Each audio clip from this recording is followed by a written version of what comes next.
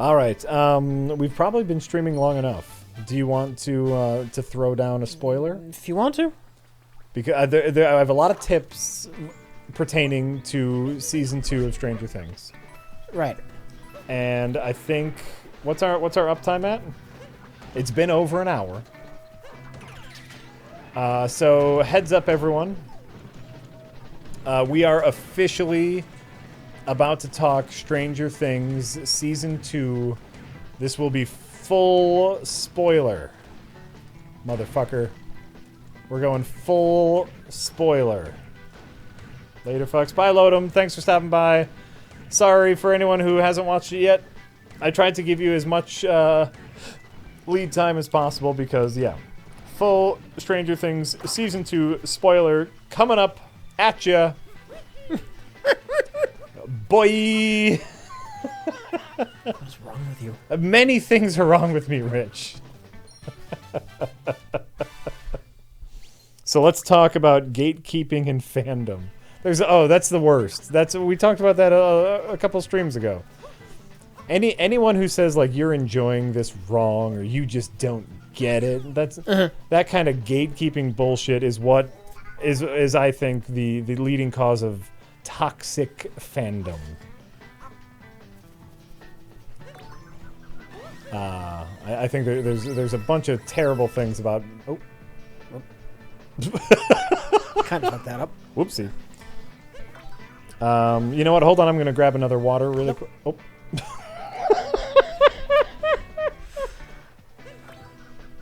You grab what you need to grab, Jack. I just want to see you smack into more things. I can grab another water. Hold on.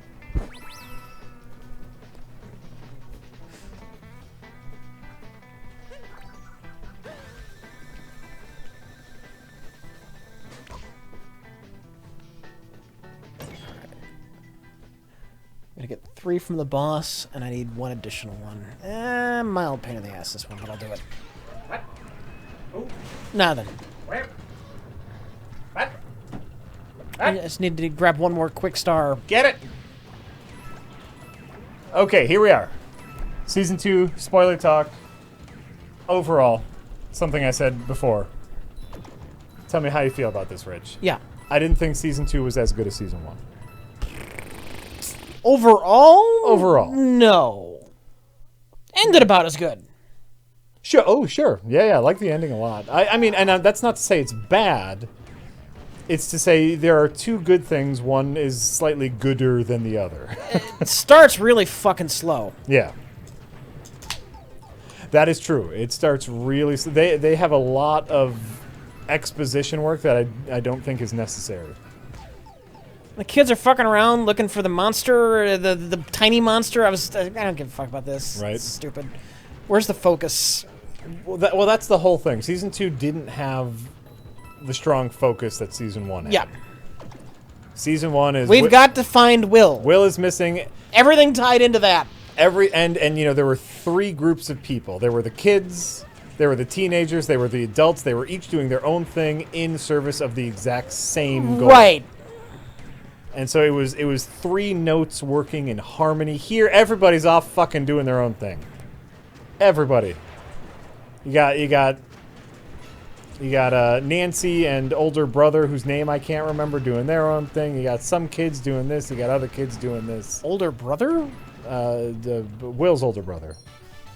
Who's Will's older brother? Oh, Jonathan. Yeah. Okay, I thought you were talking about Mike, Nancy's brother, who's younger. I'm like, what are you talking about? Well, no, but like, you know, Nancy and Jonathan were off in this, you know, doing this thing. You have half of the kids looking for a little monster, and the other half with Will in the compound, and just everybody's off doing their thing. Mm-hmm. You know who I loved though? Yeah. Who? Is Bob. Oh, sure. But Sean Astin. Well, this season made Steve really likable. Who I know they tried to redeem him last season. I still didn't give a fuck. He was a prick. Well, last season, if you remember, they defied the bad boyfriend trope. Yeah, which was neat. Which was great. Like, you know, Nancy could have chosen Jonathan, but decided to stick with the boyfriend who turned out not to be a bad boyfriend. Right. This season, they went balls to the wall reverse. Like, Steve is a good dude. Steve is the good dude. Protecting kids. He even drove Dustin to the dance. I don't get. You know what? I don't get that. I don't get that. I know they connected this season. That was taking it a bit far. Oh, I love that. That if you look at this as a movie from a child's perspective, that like befriending a teenager is the coolest thing in the world, right? Mm-hmm. And so like that was Dustin's cool moment. He befriended a teenager, but yeah, also a little weird. Like why are you driving? Why are you driving your little friend to the dance? But yeah, they connected. You know what? I guess we'll start with episode 7 and just kind of work our way around that because that's the only thing people fucking care about, right? Well, what are the tips? What are the tips doing? Oh, sure. Oh, I can go back to the tips now. You're right. They're just going to talk about episode 7. That's fine. Then that's how we get to episode 7. Anonymous says, about Stranger Things, episode 7 was amazing, if for no other reason than it did something different. Everything else felt like a tired, watered-down rehash of Season 1. Season 2 was okay at best. I think Season 2 is really good.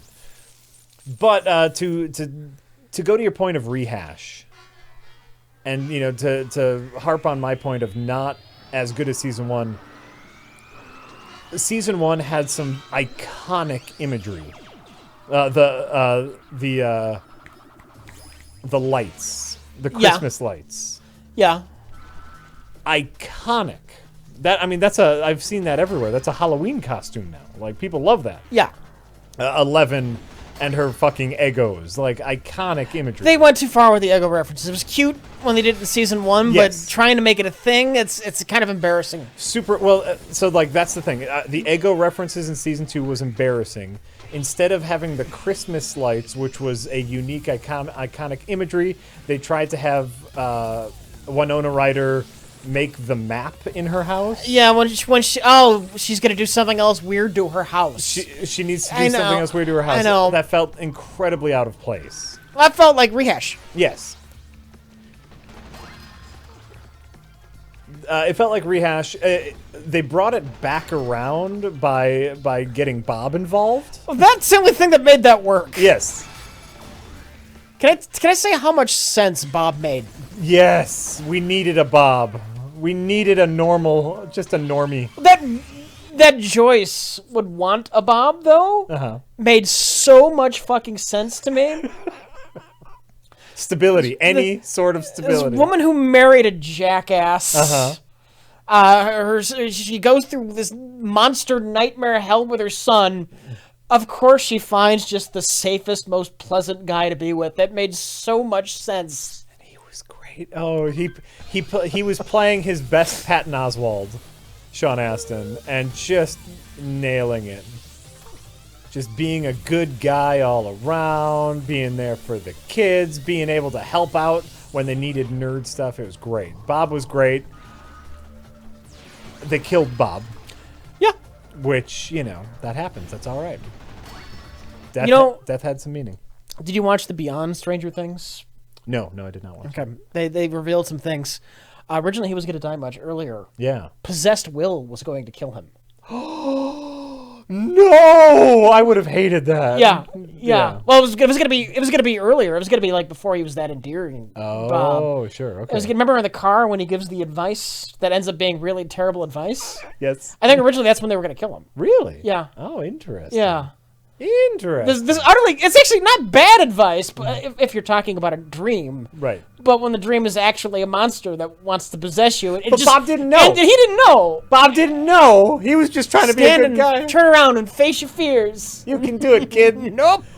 I love that because you could, and Sean Astin being a good actor, you could see that in his eyes. He was like, I nailed that advice. That was dad advice, and I nailed it. I loved it. And so they killed Bob at the end, but you know what? He still did a lot of good work, and that upped the stakes. A character that we all loved was killed off, and that meant that other characters might die. Well, when there's a character they just introduced that season. No, I still feel fairly. Our other characters are fairly safe. That lent a significant amount of weight where I was able to suspend my disbelief long enough. Rich. Barb in season 1 had weight because we didn't know at that point that she wasn't going to end up being one of the main characters. Also, can I just say that I know that a lot of the Barb storyline in season 2 was a direct commentary on the fan outcry after Barb was killed in season 1. Yeah. The Duffer Brothers were not aware that Barb was going to be as popular a character as she was. Yeah. And so this is why for almost all of season 2, 2 of her characters were fucking around an adventure that had nothing to do with anything.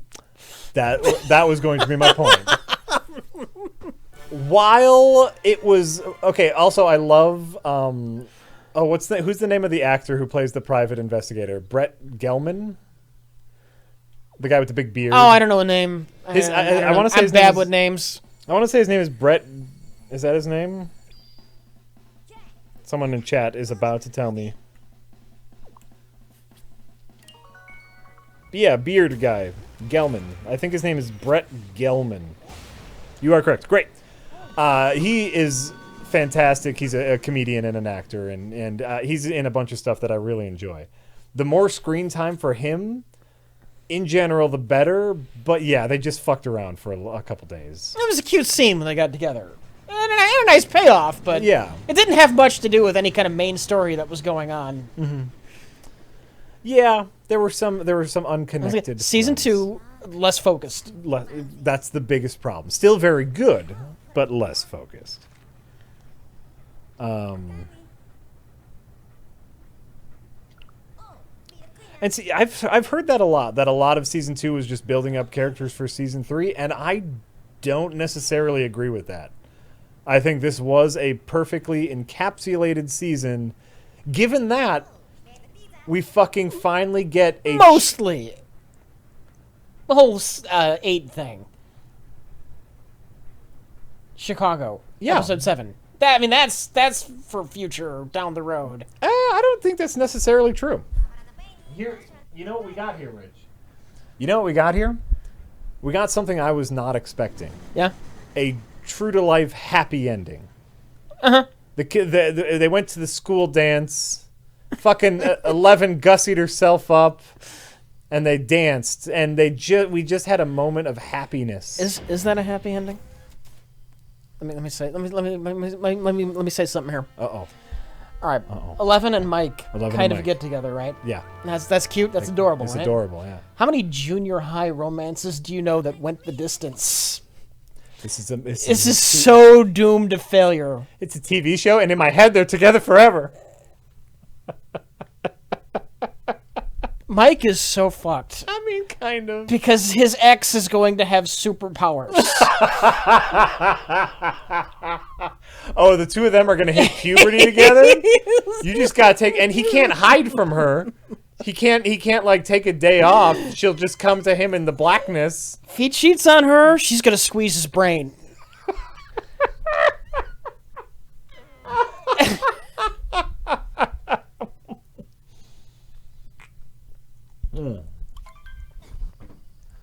But you know what? Joking aside, I was really happy for the happy ending. I wanted that for the kids. I wanted that. They had been through 2 seasons of utter pain and horror. Let them have a fucking school dance.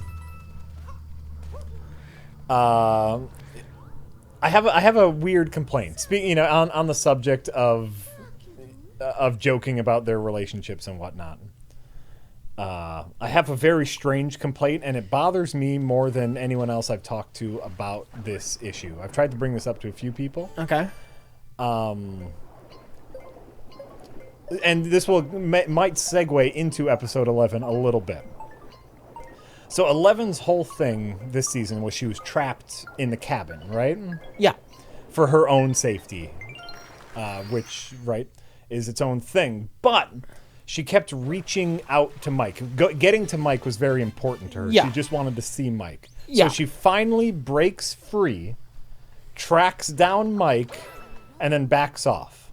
Yeah. And why does she back off? Do you remember? Because she sees him with another girl for 1 second. And she becomes super pissed, right? Yeah. That scene really bothered me. Why? 11 is not bound by our social constructs. She was raised without ever meeting another kid for an extended period of time. She would have no idea that other girls are even a threat. The fact that she gets mad at another girl for hanging out with Mike makes no sense in the context of 11. This might just be human nature. Uh-huh. And it might actually be worse in her case because she doesn't have the socialization to realize that their dalliance could be just completely innocent. Mike's the only other human being that she's had an interaction with that wasn't like a horrible monster from the government. Right. And seeing him with anyone else, I can see it. It just didn't make sense. Like, that's the only, like, and then, see, like, then her leaving doesn't make sense because if she immediately perceives this other girl as a threat, she would run in there and take care of it because she has no restraint. So the entire... You might have a point there. Well, that's what I'm saying. On both sides of the coin, the interaction doesn't make sense. The jealousy makes sense. To me, that's if what you're saying is there's a innate human there might be jealousy. How many people do we know that have been raised in a government box? Right? It's hard to say what would really happen. There are no examples. It seemed out of nowhere. She's someone who still is like getting a basic grasp on the human language, and we're supposed to buy that she understands like what relationships are. Because Mike is the only, non-creepy human relationship she's had. It makes sense that she would be that much more attached and that much more jealous. Yeah, but how does she even know this other girl is a threat? I raise somebody in a box and put them in this situation, then we can see what's accurate or not. I don't know. It seemed out of nowhere. To me, it didn't make a lot of sense. And then to compound that, during our training montage in episode 7, 8 asks her to think of things that make her angry, and like the thing that helps push her over the edge is thinking of Mike and this other girl. Now, I'll agree to that, considering all the horrible shit she's probably been through. Right. I can see that being annoying. Where that was the tipping point? Yeah, okay. Right. Oh, and I see a lot of people in chat saying that while in her cabin, she was watching a lot of soap operas. And I have thought about this. In fact, they even show a little scene of her watching a soap opera and, like two people kiss, right? Mm-hmm. If we are to believe that she has learned this behavior from watching soap operas, then they should have done a good job of showing us that by watching a scene in a soap opera where a girl is, scorned by another girl. Did they, and you just didn't notice? You weren't paying enough attention to what she was watching? No, they showed one scene in a soap opera. All right.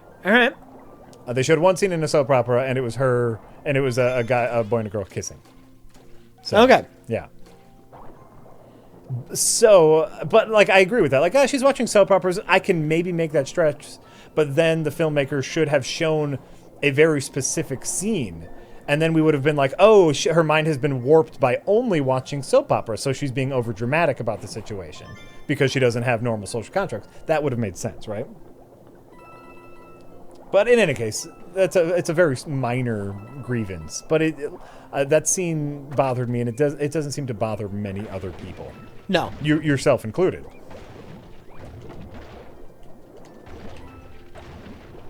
I'm probably crazy. It's just a thing that bothers me, and I'm gonna be okay with that. I remember right after watching that episode, I turned to Lisa and I was like, "Wasn't that weird? Wasn't that weird?" That 11 just snapped on that girl, and Lisa's like, "What are you talking about? That makes perfect sense." It's like, why would you do that? It's so weird. No, everybody I've talked to has disagreed with me, so I accept that it's just me, but I still think it's weird. We'll get. Oh, don't worry, we're gonna get to all of episode 7 in its badness and its glory. I liked episode 7 overall. Rich. Jack grew up on a farm. Give him a break. Oh, come on. Oh, wait. wait. I can just go straight to the boss, can't I? Because you get 3 moons from the... Oh, there you go. Yeah. All right. I'll get this one real quick, but... Okay. Then we're going straight to the boss. Great. Anonymous says, Stranger Things talk. Episode 7 did indeed feel more like a pilot for a spin-off show, but seeing how tired and weak Season 2 was, I'd rather watch that spin-off than a 3rd season of Stranger Things. Season 2, once you get into episode 5 and 6, it gets a lot better.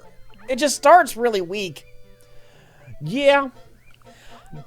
They don't have the driving factor this time. The kids were all being stupid early on with Dart. Obviously, this is a fucking monster from the monster dimension that you all know about. Why are you fucking around like this is some cute thing you just found? And why was that important to oh my god, I forgot his name already. Dustin? Dustin. Why Why was Dustin so stupid this season? The smart one from last season does every dumb thing. Well, and in what season 2. about him was attracted to that animal? Like, what, right? He made some weird decisions. I know this because I watched the after series show. Okay. He was trying to impress Max. That's what they kept saying. But then the show also made it very clear that Max was going to end up with... Well, Dustin didn't know that. Oh, sure, but we did. Well, okay. What does that matter? If an audience knows something well before a character, that character just seems dumb. Okay. Look, Dustin does not come off looking very good this season. This is not something I'm arguing. Yeah. Oh, right.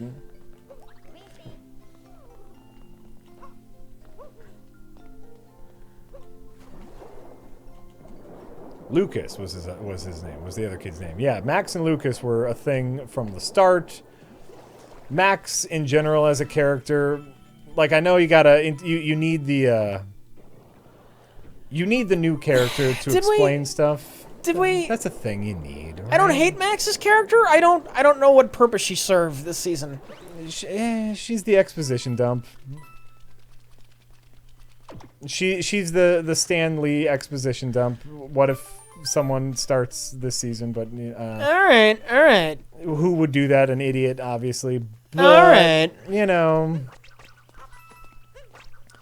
Also, much like Bob, you need a quasi-normal person, especially now that all the kids have gone through weirdo things. You need someone to be like, this is really weird, right? You need someone to go, wow, the things you are doing are amazing. Right. Because they've already been through amazing things. Oh, thank you.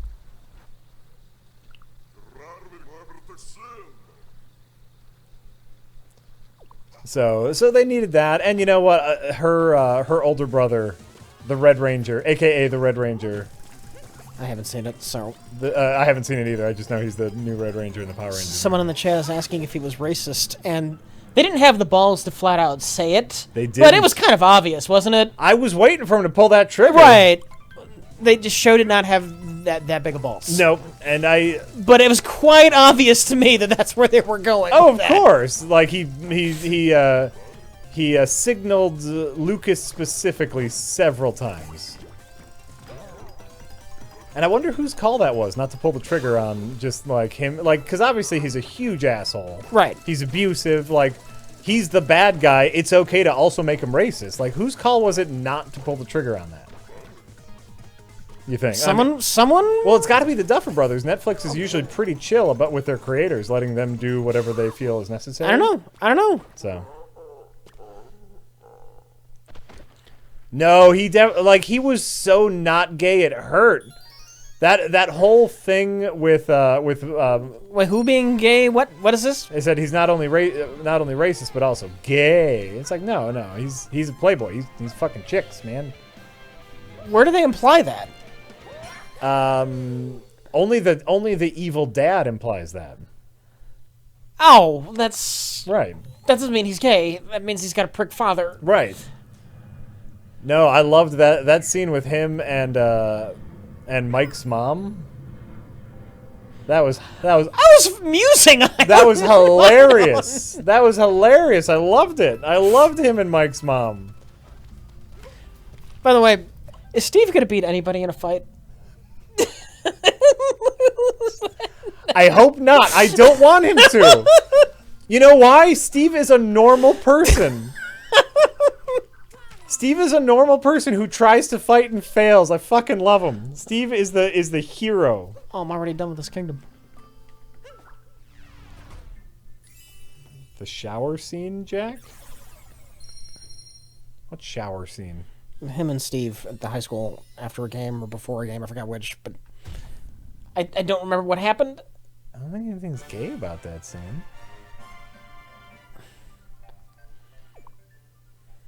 Great hair. Oh, great hair. Great hair. I loved his character. That was perfectly over-the-top, evil teenager character. Sure. I loved it. I loved every little bit of it, and he was great. Tell you the truth, I was almost hoping not to meet their parents. I looked at Steve's junk for the whole scene. That could have been just a machismo, mine's bigger than yours, I'm letting you know it kind of thing. Yeah. I don't know. I'd have to rewatch it. I wasn't paying that much attention to who was looking at whose dick in the shower scene. Yeah.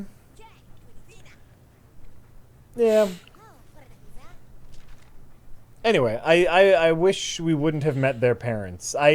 You kind of understood that they had abusive parents, and I don't think that was necessary.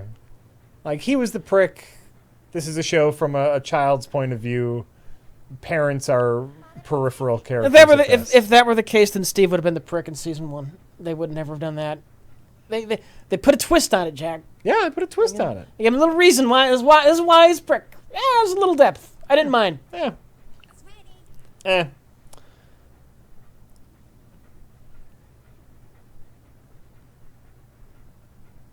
Yeah, it was the stepdad that was abusive. Well, I said abusive parents, but yeah, you know what I meant.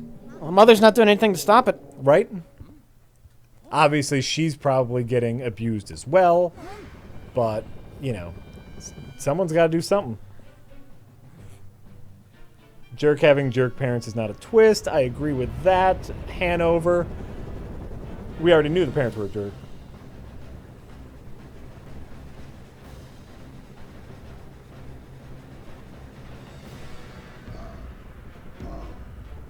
Weirdly, Max's dad didn't seem like an asshole. It just made me happy to see someone who has power put him in his place. No, that's the classic jerk cycle. This is the reason why the brother is a jerk. Right, because he comes from jerks and blah blah blah.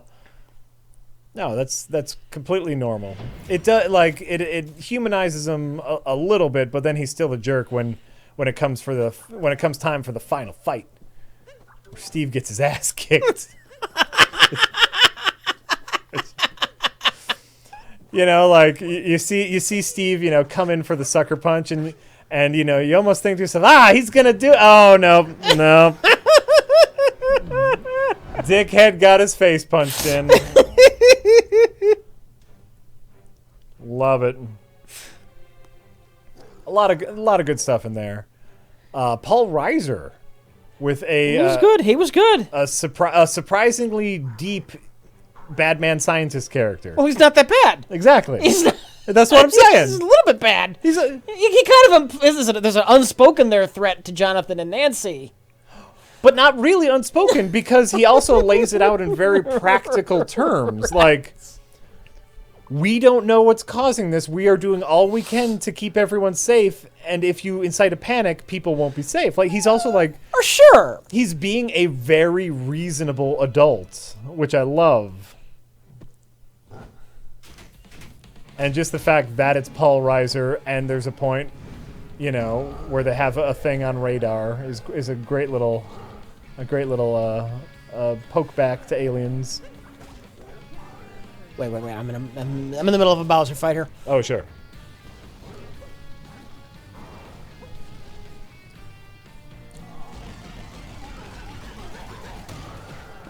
You did it. It's called complicated characters. They just, it's a show that's full of tropes and stereotypes, as it should be, And so it's nice when they subvert the tropes and stereotypes occasionally. They're obviously like manipulating tropes and stereotypes, and I like what they did with Paul Reiser. It worked.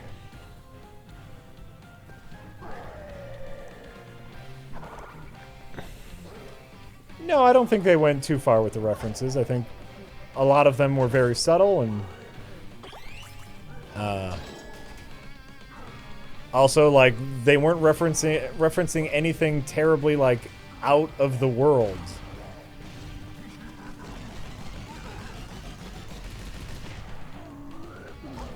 Oh, you forgot about the tailspin. Yeah. I thought that was the end of the game. You did that. Oh, you thought Bob was a plant by them? Yeah, I had that thought too. Yeah. Well, there was one or two ways you go with Bob. Either he's the innocent man who's gonna bite it, yep, or he's gonna be the evil government plant. That's what I thought at first. If he would have turned out to be the evil plant, I would have thrown my DVR in the toilet. Oh, I loved Bob so much. Well, I threw that notion out around the time he was figuring out the root puzzle. Sure. That plot, did that do anything for you? The root plot, is that enough of a threat? There's tunnels. They're digging tunnels. Oh, okay. I guess it's bad. They're digging. We gotta stop them from digging the tunnels. Like, I got it. And, at that point, I was just so bothered by the fact that they tried to recreate the Christmas light thing, where I was like, fine. I was so bothered when she started taping up the roots all over the place. I was like, really? This is your poor imitation of the awesome Christmas lights visual thing? But no, I get it. Like, it's spreading is the threat. It's spreading, and we see how it's affecting the local wildlife. So I understood the threat. So I was okay with that. And I loved the tunnels. When they went in the tunnels, that was nice and creepy. The chat is talking about Chekhov's tripwire. Oh, the tripwire that never went off. Never went off. For those who don't know, there's a writer. I think he was a writer, Chekhov, right? Yeah, it has nothing to do with Star Trek. It has nothing to do with Star Trek. There's a saying called Chekhov's gun, and this writer said if you introduce a gun in chapter 1, it better go off by chapter 3. Somebody's going to fire that gun. Exactly. If anything you mention, anything you focus on, should have something to do with the story. Well, that's why I thought there was going to be more of an angle with the government actively trying to get 11 back. Like, oh, they're going to set that off, and they're trying to get her, and it's going to let her know. And yep, they never did. I guess it's in there. It did kind of give a nice little twisted father-daughter bonding moment for Hopper and 11 in the flashback when he's showing her how to set up a tripwire. Sure. I guess it has some function for just giving them characterization, but I guess, but what a very specific thing. Right. But see, not only did they set up the tripwire, they reaffirmed the tripwire when 11 left. Remember? She specifically stepped over the tripwire. They showed it not once, but twice. It's possible they were going to do more than they actually did. It's just one of those things where that's a classic. That's classic visual storytelling. Is you set up an object, you reaffirm what that object does, and then that object pays off. Mm-hmm. Right? They set up the tripwire. They reaffirmed that the tripwire is a thing that exists, and then we never see the tripwire again. It's weird unless it's going to have a huge payoff in season 3. But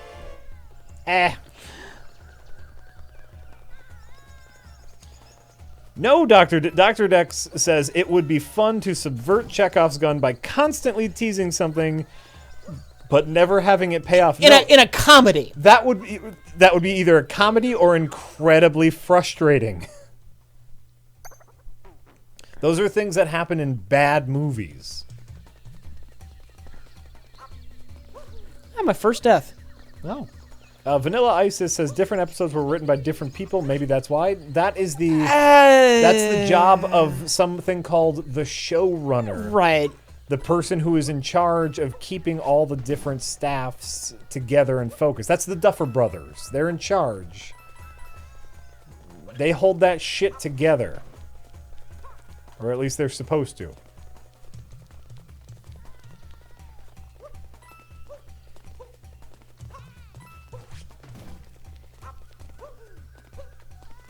Justice for Tripwire. Absolutely. Justice for Barb, justice for Bob, but justice for Tripwire. This whole Justice 4 thing is going to get really annoying, isn't it? You know, we'll see. We'll see how long it lasts, but...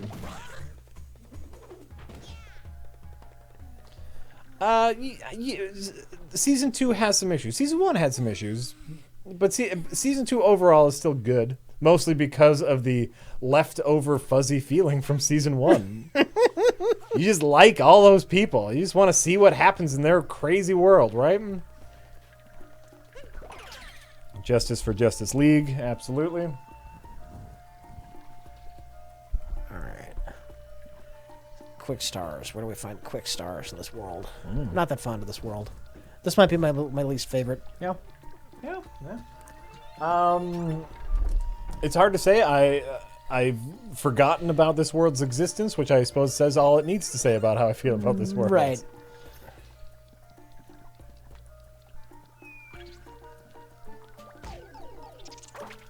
Okay, so now we get to the real meat of things. Rich. Yeah. Episode 7. Okay.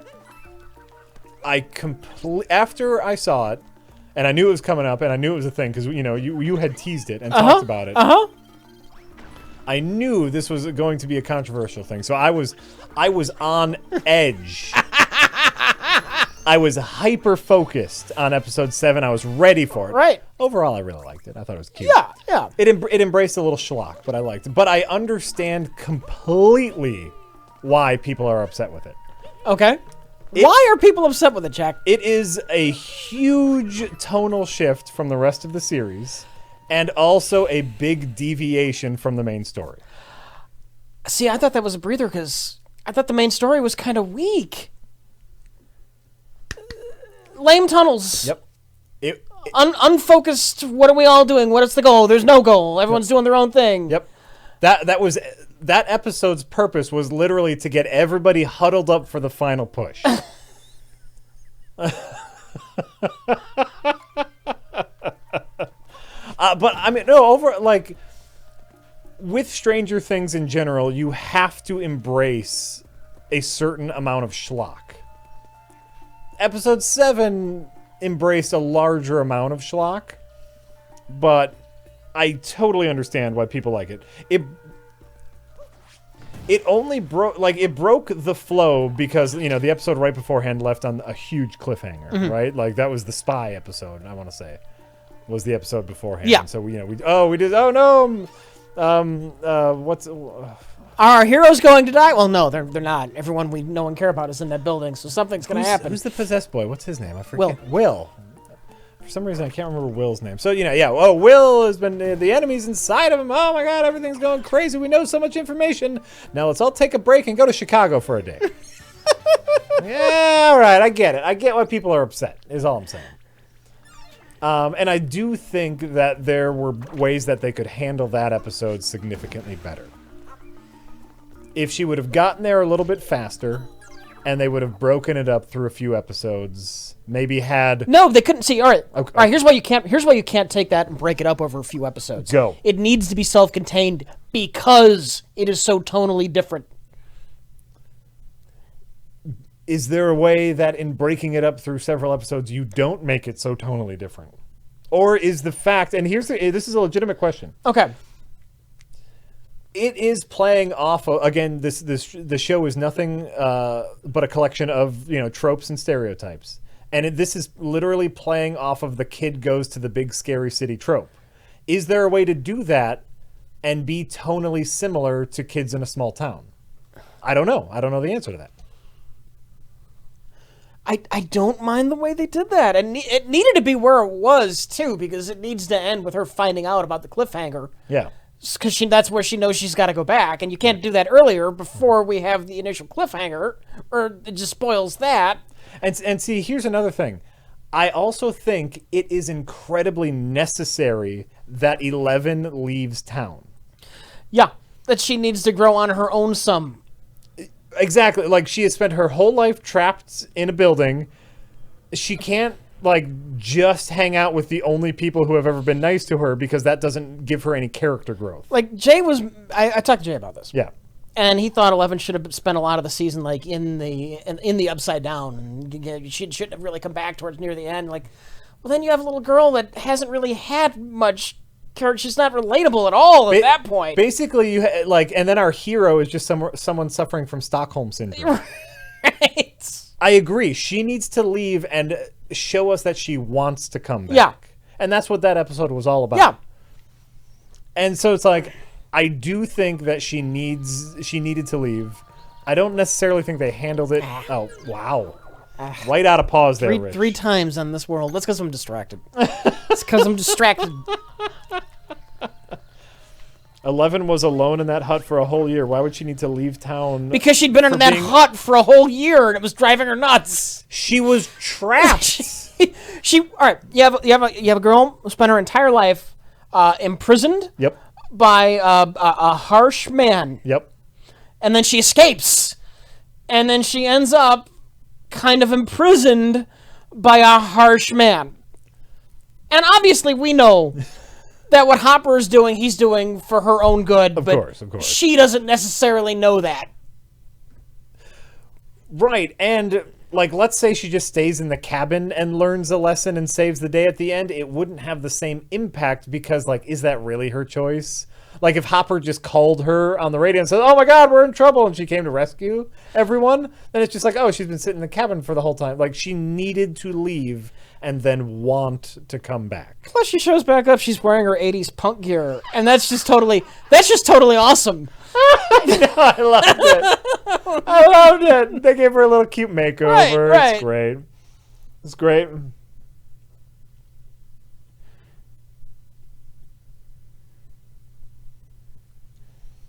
Jack, if you dislike 11 getting mad at a girl, express your issue with 8 speaking in an Indian accent and fully capable of living as a criminal in a big city. Wait, what? What? Who and the what and the why? What? What? What? What are we talking about? Why are we talking about it? This is Penny Kettle in chat, who says, Jack, if you dislike 11 getting mad at a girl, which I had my issues with, as we talked about earlier, express your issue with 8 speaking in an Indian accent. I think it was British, wasn't it? Yeah. Okay. I think it's a British accent, first of all. And being fully capable of living as a criminal in a big city. I don't have any issue with her having an accent and living as a criminal in a big city. Who having an issue with 7? 8. Why would that be a problem? I don't know. That's what they're saying in chat. And by the way, it makes so much sense that 11 might fall in with a group like that, because 7 has not had a normal childhood. She's only known abuse. She is a recipe for becoming some kind of fucked up criminal runaway. Oh, yeah. Is that... You know, 8... Rich meant 8 and 11. 8 and 11. So wait, what's... there's no... I don't understand what your... What's your issue with 8 being a criminal in a big city? I'm waiting for your reply. Jack, people don't have to make sense. Well, I'm trying to do something here. They seem to have a very specific point. Yeah, because especially because they brought up my my dislike of 11 being, you know, incredibly angry at a little girl. So I'm waiting for it. I meant 8 seemed totally used to life, whereas 11 seemed like a fish out of water. Right, because 8 has been out longer. I don't understand what you're going for. Just move on. We're moving on.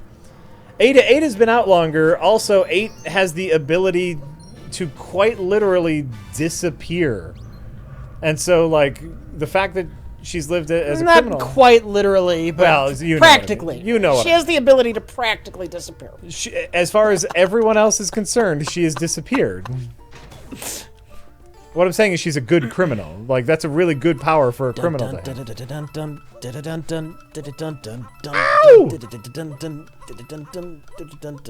Ow! I went to the bedroom with the phantom and the bedroom. Ah! Move along. We're moving along. No, like, but, you know, so episode 7 had a few things it needed to accomplish. We needed to establish that 11 wanted to be in town. I missed this. My first playthrough. The Cap store? Yeah. Oh. On this world, yeah. There's I was so excited to get the new Donk City. I kind of just... I got through this world as fast as I could. Yeah.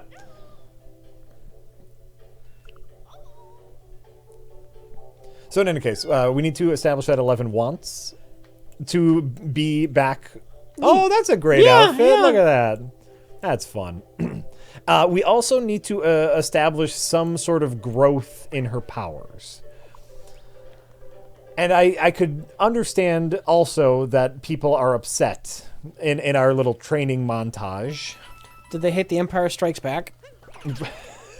Where our main hero had nothing to do with anything anyone else was doing for the whole movie and spent his time with some kind of mentor figure learning to hone powers and going on what was basically an entirely separate adventure. And spends what is like probably 1, maybe 2 days on Dagobah. And then, he's a Jedi Master. Yep, everything's fine.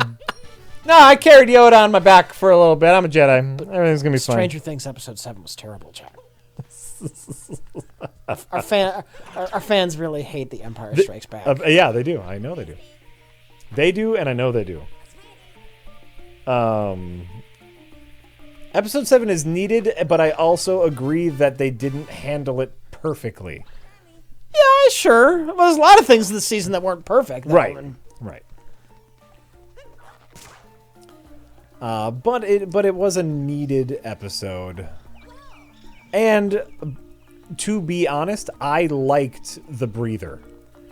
Things were getting set up. You knew the finale was coming. And so let's get all of our chickens together. Let's take a moment, take a breath, and then boom, boom, last 2 episodes. Right?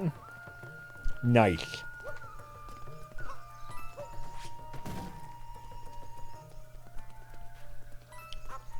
But were 40 minutes really necessary to accomplish that? Her powers growing by being angry was already established in the last scene with 11 when she destroyed the hut. That's just glass breaking. That's not a big show of power. Moving a train car is a big show of power. The episode wasn't all about her moving a train car. You know, it was about her going on a little journey of self-discovery. There was also other things happening in that episode. Finding our own place in the world and also finding out a little more backstory on the department. We now know that there are more of them. We learned a little bit about where 11 is drawing her lines. Like, we learned a lot. We know the Brenner's alive, possibly. Yep. Yeah. There was that episode did some work.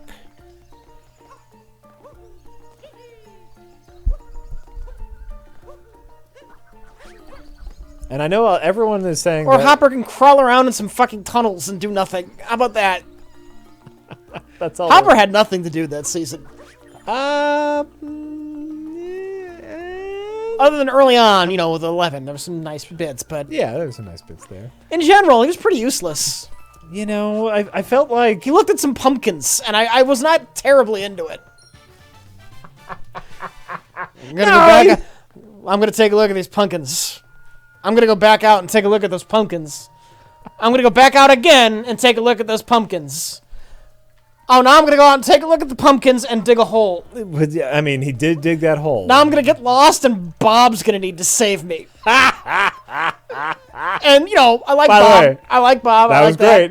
I'm just saying, Hopper did not accomplish much this year. No, his purpose was clear. Like, he was especially the pumpkin thing.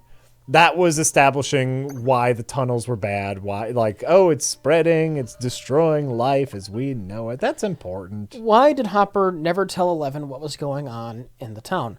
Because Hopper is acting as a father, and he is treating Eleven like a daughter and a little girl, and not like a superhero in a TV show, as we know she is. His objective is to keep her safe. It was, you know... Especially his own daughter died, so just doubly so with keeping Eleven safe. It was a misguided attempt, because, you know, like, obviously it failed for him because she ran away. It was a misguided attempt at relieving the pressure on Eleven. He didn't want Eleven to fight this fight. He wanted her to be a normal girl. That was his goal. So no, that made perfect sense.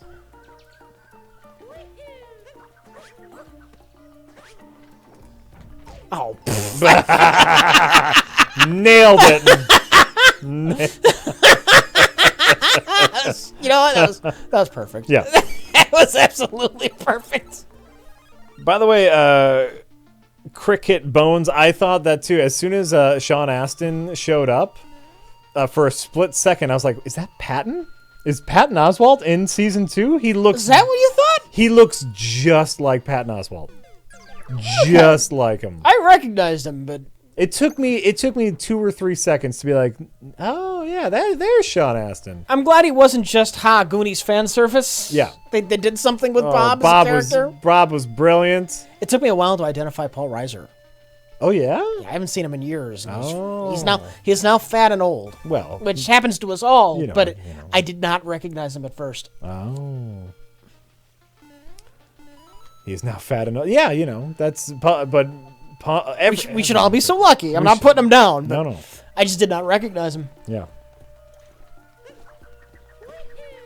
Whoop, that is dumb. That was a little dumb. I recognize Paul Reiser right away, but I think I've seen him in something recently where he did look a little older, so I was prepared for that.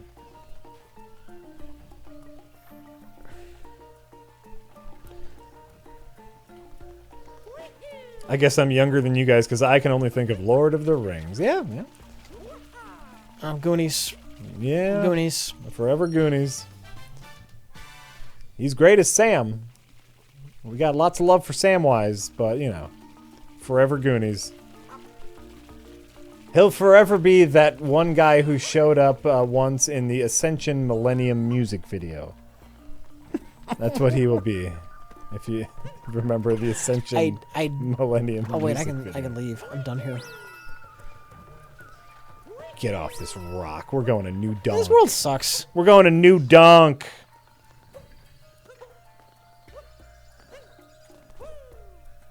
Spoilers over yet? No, this is the rest of the night. If they come up, they come up. Sorry, Noah Antwal. It's been like a couple weeks, right? One? It's fine.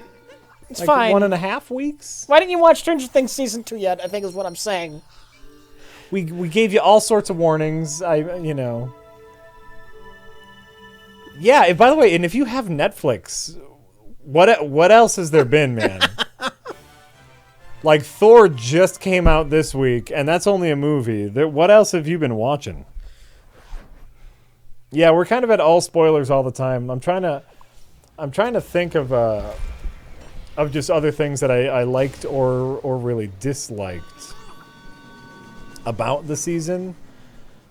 Most of it we covered already. I would be perfectly happy if they didn't make any more. Yeah. I felt the decline in this, and I liked the ending enough where it's like, okay, the kids are happy.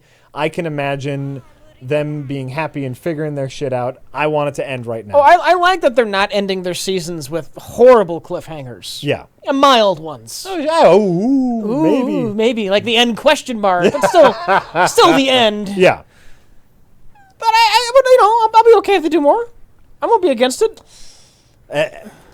At this point, I don't know. I could see it turning bad, and I don't want it to. We'll see. And if it does, you just ignore it because season 2. That's the ending. You can't, man. You I'm can't. sure you can. I can't. A Steve and Dustin spinoff? Okay, now you're talking. No, really, I just want Steve. I just want Steve walking around, being a good guy, and fucking up all the time. Fucking Steve. He's the greatest. Yeah, don't jump that shark. Like, I would love to see them just call it right now. We did really good. Let the Duffer Brothers, who are good, just, hey, make a new show. Make a new show, guys.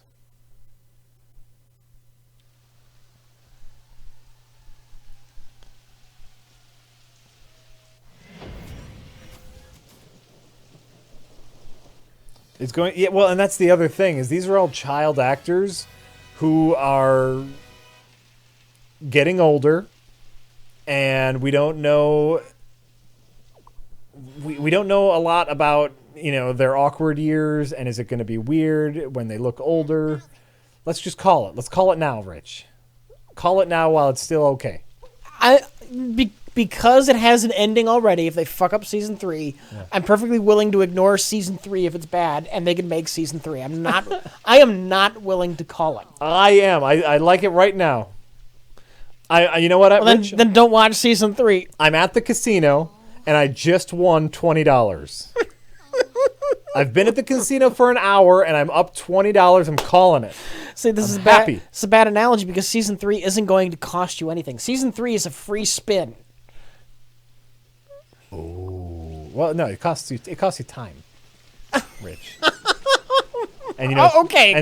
Yes, it costs you a little bit of time. And time is money. Then don't watch season 3. If they said you can have a free spin, but you have to stay at the casino for another 9 hours. That's what season 3 is. Can't win if you don't play the game. Can't. That's what they say when they know you're gonna lose. That's what they. Oh, I wanted to throw my hat, but it was stuck in a fire hydrant I didn't want to shoot at. You know, the less you have of something, the less holes you can poke in it. And I'm really comfortable with where Stranger Things is at the moment. So I would love to see them just call it here.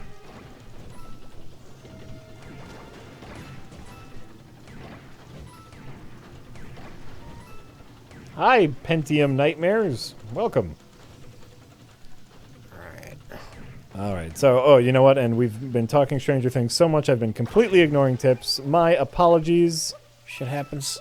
Shit happens. Dr. Lube It Up says, listening in the car again, so no half... Oh. What did I do? What did you do? Why did you do it? I did all the bad things. So no half in the bag for me until later. Going to the farm today. When Jack says he grew up on a farm, I know his pain. Internet up there is awful, so last stream for a while. Very sorry about that. I know, like, I have some family members who still live kind of out in the country-ish area, and they tell me their internet woes, and I'm like, how do you live, man? Did you see how incredibly dickish that thing I just did was? No, what'd you just do? I just mind raped a couple of Goombas. Okay. Made them walk off a cliff, and then jumped out of them. Wow. And it's like, here's the thing. The Goombas, technically, they're the bad guys, and so, you know, we can't feel too sorry for them. Mario is fucking stone cold bastard. Mario's kind of a monster this episode. Who's the real monster? Mario. You know, yeah. Mario is Bowser just wants a life. He wants a wife and, you know, maybe some more Bowser kids. To be fair, he's not all that concerned with consent. Well, no, in fact, just the opposite. He knows she has said, well, I guess, you know what? Have we ever heard Peach say no? Like, well, she's screaming for help the entire time on that boat. No, you're right. No, you're right. Okay. That's fair. That's fair. You're right. You're right. Sorry. I'm sorry. You're right.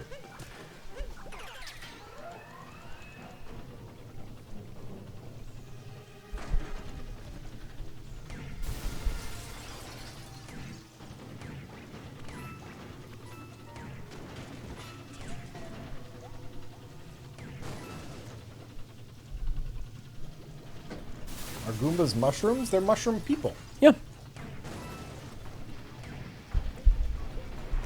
Actually, and isn't in the first Mario, like, aren't the Goombas, like, the inhabitants of the Mushroom Kingdom? Okay, here's the disturbing thing. Yeah. It's not the Goombas, it's the bricks.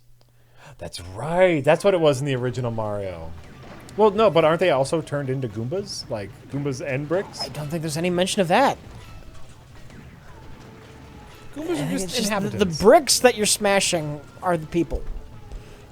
You spend most of Mario 1 murdering the Mushroom Kingdom. That's true. That's true.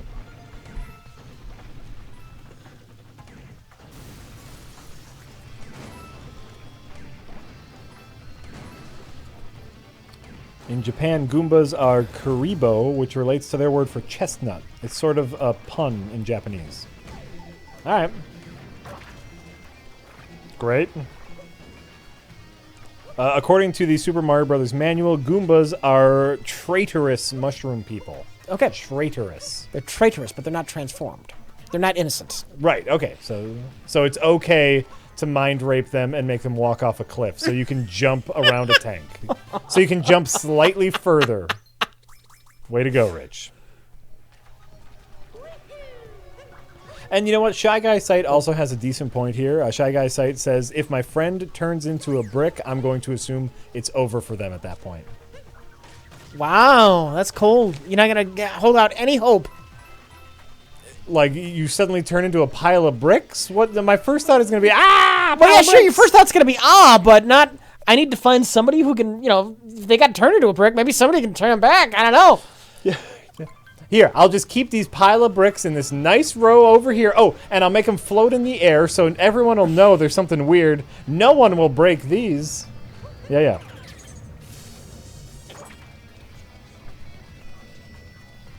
Traitorous to whom? Traitorous to Peach in the Mushroom Peach. Kingdom. To Princess Peach. Sold out to Bowser. Yep. Bowser, the Koopa King. Yeah. King Koopa, if you will. And of course you will.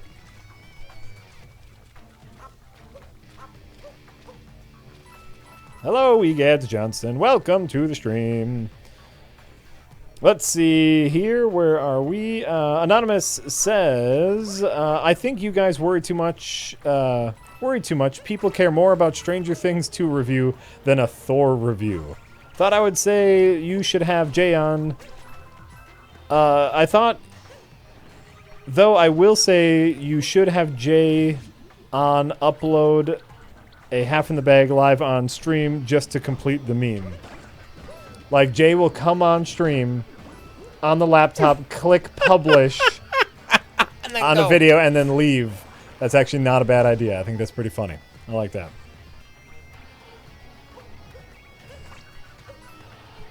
I actually like that a lot. Let's see here. Jonathan89 says, hi guys, thanks for working hard to fix the stream audio. Here's some money. P.S. Jay probably sabotaged you for faster views on Half in the Bag, that tiny bastard. No, Rich and I know the game. We know the name of the game here, which is get your review up as fast as possible. We don't get early copies of games. Mike and Jay don't get to see movies early to get a review out when other people's reviews are out. This is very true. Normally, reviews come out on Friday, the day a movie opens in theaters. That's when you want your review out. If you know anything about proper video placement and topical videos, YouTube actually has a bunch of really helpful tips about this. There is a hype cycle. It goes like this. Nope. Oh, way down. Oh, you caught yourself. Great. There's a hype cycle. There's a hype ramp. It ramps up until the date of the thing and then sharply drops. And so if you are making any sort of topical video, the closer you are to the point, the better. You don't want to be too soon. You don't want to make your video too early about a topical event. You want to get it right before the event happens to capitalize on views.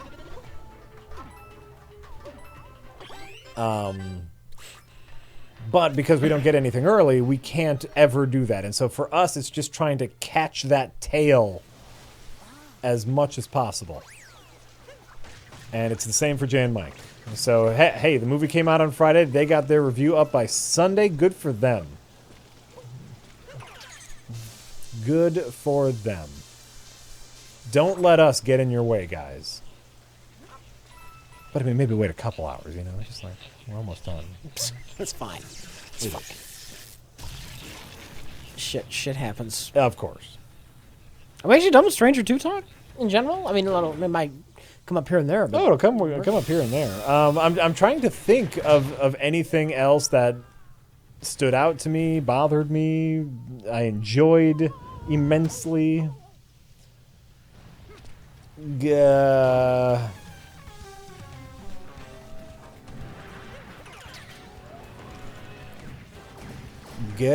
Controller aiming, my weakness. You're a tank. I'm still aiming with a controller, which sucks. Well, yeah. But you're a tank, No, look, you did it perfect. What was the verdict on Max and Billy? I liked, as far as characters go, I liked Billy more. Like, they're all right. I don't know. They added enough to this season. I don't know. Ah, Billy was great. He was the dickhead teenager. He was great. I don't hate their characters. Just this season wasn't focused as it was. And just, hey, there's new people on top of nothing else that's going on. I don't think Max got a fair. I think Max had a raw deal. Her character did not have a lot to do, and God, it's like running through molasses. I hate it. her character didn't have a lot to do, and she was more plot device than character.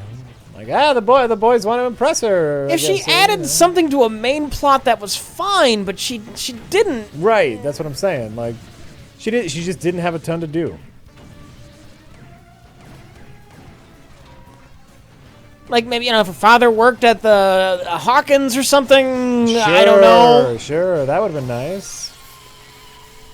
And he's an abusive father, and the boys got to like stick it to him by like making it look like he broke in or something. Yeah, I don't know. Sure, that'd be great.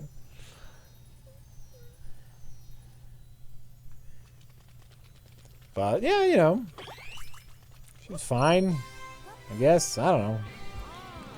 I just loved how over the top Billy was. Yeah. Like, he wasn't just an asshole. He was a fine villain. He was a hyper asshole. The sports car, the womanizer, he's into his hair.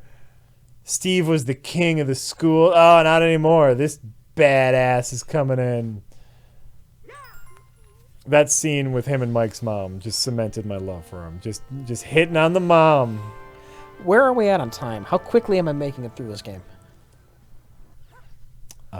Give me 1 minute. Yeah. And I will tell you. We have been streaming for 2 hours and 15 minutes. All right. We're not halfway done, right? A little less. A little less than halfway. But it's probably possible to beat the game in maybe 6 hours. Oh, I'm sure there's speed runs that are been done by now, or will be. They'll be quick. There'll be quick runs of this game. Oh, sure. Jack thought Billy was fine. He also he was. You know what I'm saying? You know what I'm saying?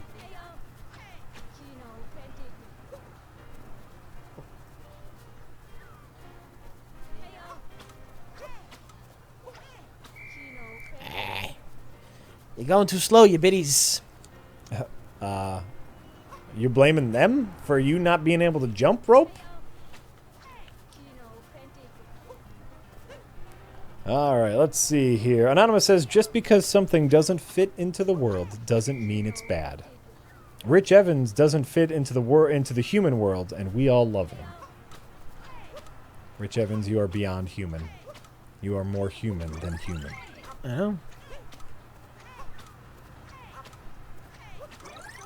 You're doing great, Rich. Am I?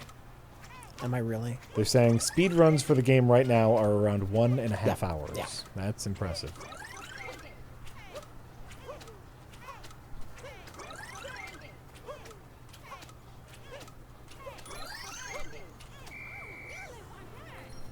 Get the star. Get the moon star. Go, go, go. What's my favorite thing in the world? Oh, lots of things are my favorite thing in the world. But I need to talk to Pauline first before the musician thing starts, right? Yeah. She needs the band to come and play at her thing. Yeah. Let's see here. The Blue Prism says, hey, guys, I felt like most kingdoms in this game were a bit too small, in my opinion. Am I crazy? You are not crazy. I agree with you. Well, some of them were, but not all of them. New Dock's pretty big. Seaside's pretty big. Desert Town is pretty big. Mushroom Kingdom's fair-sized. Yeah. Like, for me, like, it doesn't matter about size. It just matters about, like, you know, depth. Density. And it's like, but, you know, like this puzzle in particular, this challenge in particular, it's not necessarily a puzzle, where she's like, hey, I need musicians to come and play at my show. Where could they be? And there's like literally a drummer with it. You are looking at a drummer right now. It's like, come on, let me at least go look for him. Let me at least go look for him.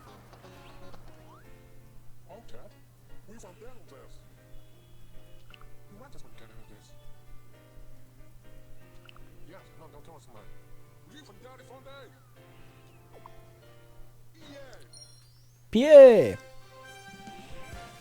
Yeah, I it was good. Yeah, sacre bleu. Flirty. Let's see here. L.J. Travis says, taking a break from thesis work tonight. Thanks for making me laugh tonight. You are welcome.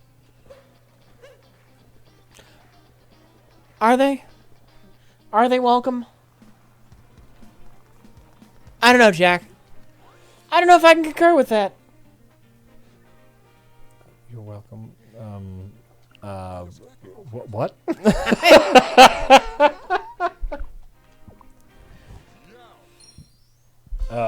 What?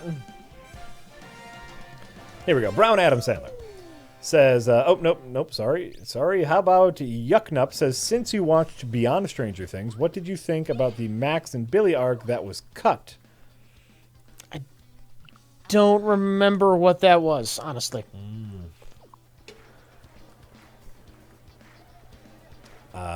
Yeah, and I did not. I don't remember. I did not watch it. What was the Max Billy storyline that was cut? Chat. Someone tell me.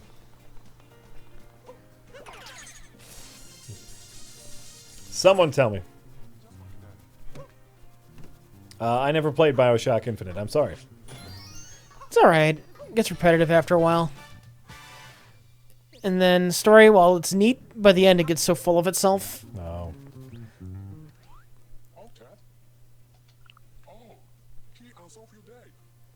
I'm getting a lot of people saying incest. I don't remember that at all. Honestly, I don't. Oh. Ew. Might not have been paying attention when they were talking about that, but I had no recollection. I'm sorry. Okay, well. Yeah. Okay, Brown Adam Sandler says, while I disagree with you about episode 7, I felt even more so than L, Mike had nothing to do. Oh, I thought even more so than L, Mike had absolutely nothing to do. He was basically the protagonist of season 1, and I was upset with his character this season. L had stuff to do. It was just stuff that had to do with L and L's problems and not with the lame tunnel thing. Right. L had stuff to do. I agree, though. Mike had nothing to do. Right. Oh, yeah. But pout. L found her mom. She learned about her powers, about her hit. No, L had lots of stuff to do. Mike, on the other hand, fully agree. Was a full blown stick in the mud mode. What the fuck do you do with Mike? Right. He's a kid. He is at the end of the day. He's just a kid. Right. What you do with Mike is whoa, nice save. Oh wait, is there something? Ah, well, fuck it. Is what you do with Mike is have a cohesive story that everyone is working towards again, instead of everyone off doing bumblefuck shit.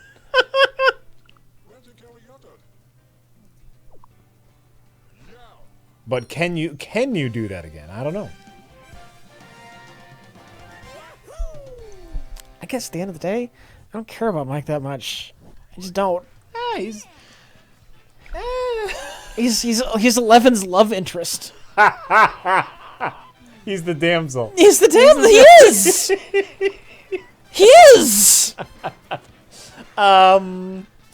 You might have just had a revelation, Rich.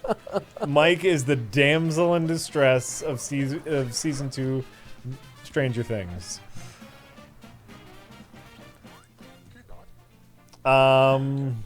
Yeah. You know, we've said that about Will isn't the damsel. Will is possessed. Will has something going on. He's fighting the demon within him.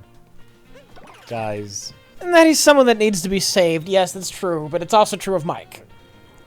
Yeah, but at least Will has something interesting happen to him while he needs to be saved. Right? Sure. I'm not going to argue that it wasn't a weak season for Mike. I don't know that I give a shit. Listen, Mike was there to give Elle some motivation, and Elle is the one we care about. Yeah. And so it's going to be okay. She's the superhero. Yeah. She's the whole reason this show's a hit. No. That little girl in a dress eating Eggos. That little bald girl in a dress eating Eggos. I wish they didn't turn the Eggo thing into just a complete fucking joke. They've run that so into the ground. That comes up 4 times an episode. Yeah. Not just Eggos. And one reference is all they needed in the season. Just one. Mm-hmm. I'm with you. Not 3 an episode. But everybody liked the Eggos, Rich. They love the Eggos. It's a thing now. Just like they liked the mom with the doing the thing around her house. That's they wacky. Can't do that in season 3. Joyce does something weird to her house. You've done it twice. It can't happen again. This is why I'm worried about season 3 already. Like they've already shown their downward spiral. I'm saying if season 3 is terrible, though, it's easy to ignore it. Easy to ignore it. Mm. Oh my god. What was that? That was a jump, but he hit a corner. What was that? He hit the corner as opposed to jumping over the corner. What do you want me to do? Fuck off. You messed up in a big way. Why am I even doing this? There we go. That makes so much more sense.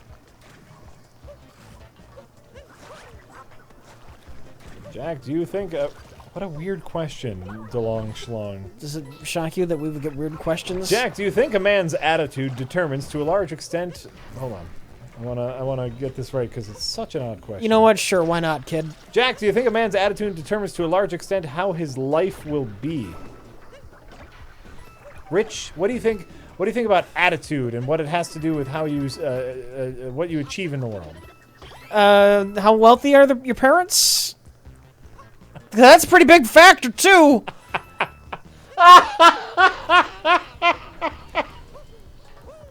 Oh nope. Nope. Nope. Nope.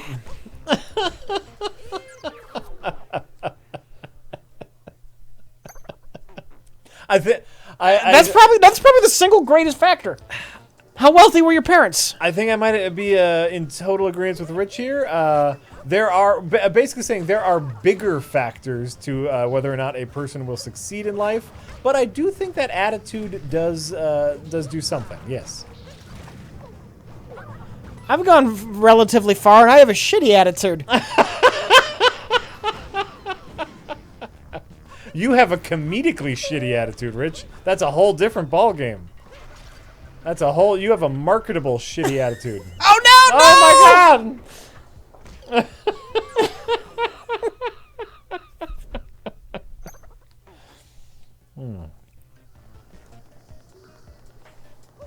But there are larger factors at play here. But I do think a good attitude will help you. I think in many instances, a good attitude will help you more than it will hurt you. And a bad attitude will hurt you. So you know.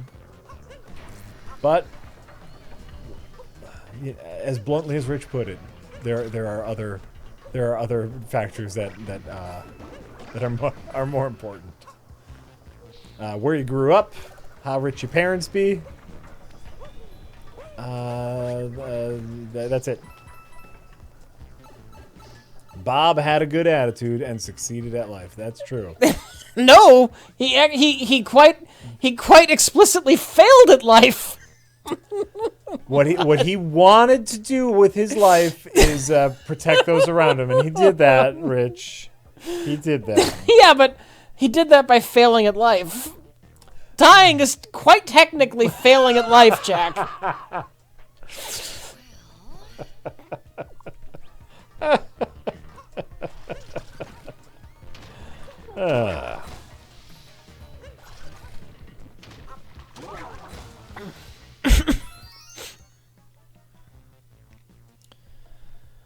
That's great. Anonymous says, I was really annoyed that they didn't show who won the big upcoming election, Reagan or Mondale. They should have cleared that up in Stranger Things. I get it. I get it.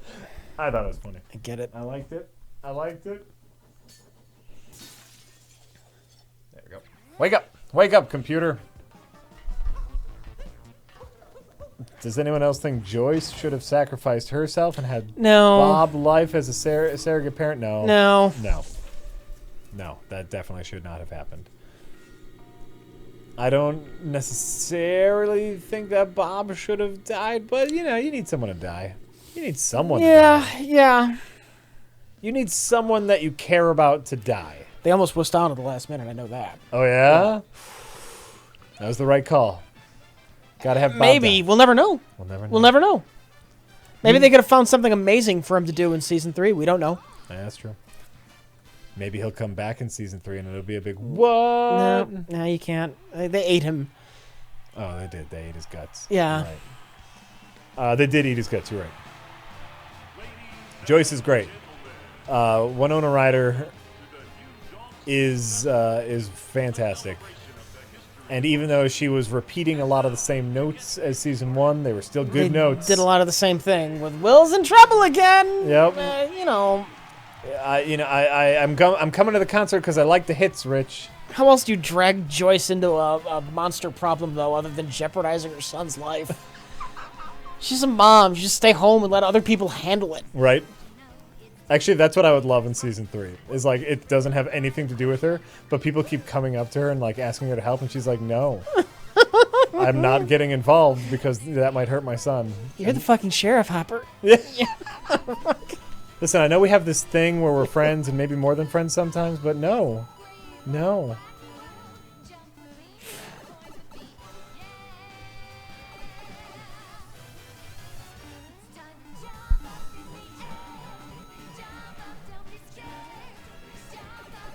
Oh, Pauline. Mario, why are you with Peach, you fucking moron? Look at what you could have had, Mario. Though, to be fair, like that's the whole reason she's putting on the show is to show Mario what he could have had, and so I think he's got a chance. Or this is just her rubbing it in. Look what you're missing out on, you schmuck. Wait, there's. I hope it was worth that cake. Wait. Go back. There's a quick moon up there. Go on top of those. Oh, okay. Quick moon. Thank you. No problem. I didn't notice this one when you were streaming this. No, yeah.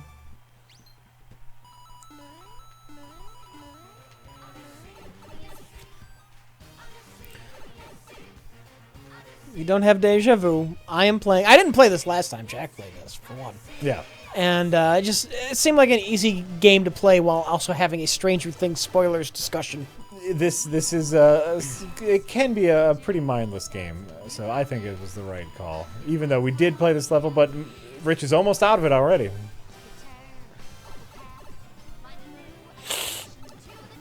Let's see here. Jonathan, 89, says, "Hey, did you expect 11 would learn love made her stronger than focusing on pain? I figured she would try to close the crack with pain and think of the car convo with Hopper and go Super Saiyan. Maybe. That would not have been out of place. Maybe like the very end. It's the anger's not enough. Yeah. It's thinking about Will and it's love. It's love that's the true power. They might have had that idea, but dismissed it for being just too cheesy. Like, whoa.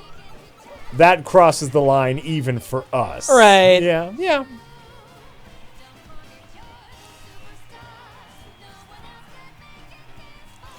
It's adorable. It's adorable. Hey, hang out here for a bit. Also, what's the size comparison to Pauline and Peach, right? Like, because Peach is taller than Mario, but like Not by that much. Pauline is ridiculous. She's wearing high heels, Jack. I'm saying she's an Amazon. I Jack, like it. Jack, What? think about her. How many times has Mario fallen from extreme heights? That man has no cartilage anymore. Mario used to be 3 feet taller. Fucking falls out of airships on a daily basis. Pauline, it's me. Oh my God, what happened to you? I didn't recognize you, Mario. You used to be taller? What about that? Yeah. What happened to your face? I've been punched by Bowser. Fell on it. I constantly get my ass handed to me by monsters. It's swollen beyond recognition. Jesus, Mario. I had no idea. So you're leaving again, right? Please? Please leave again? No, Pauline, please. I need you back. Peach, she just wants a cake. I need a real woman, Pauline. She wants a cake. I need the sugar.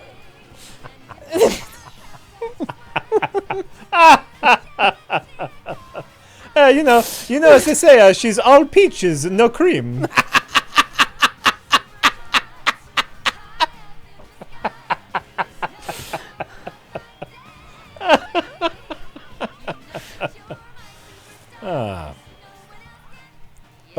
Oh, don't stop. Oh, yeah, right. Yeah, I think she can still sing for a little bit after this. You didn't have to stop mid-lyric. She gotta give you your moons, man.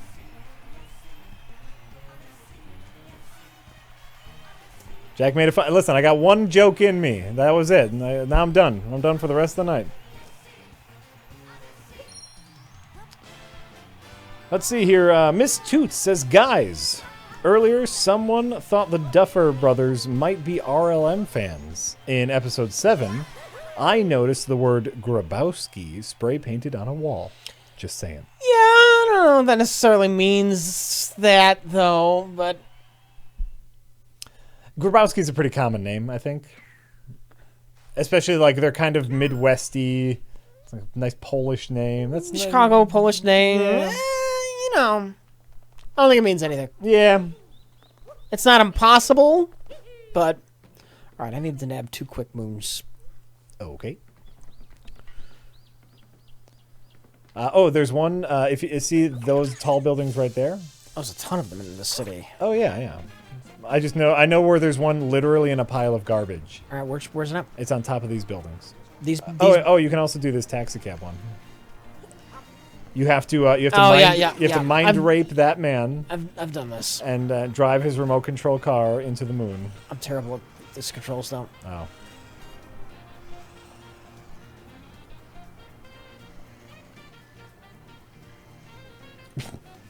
You are terrible at this.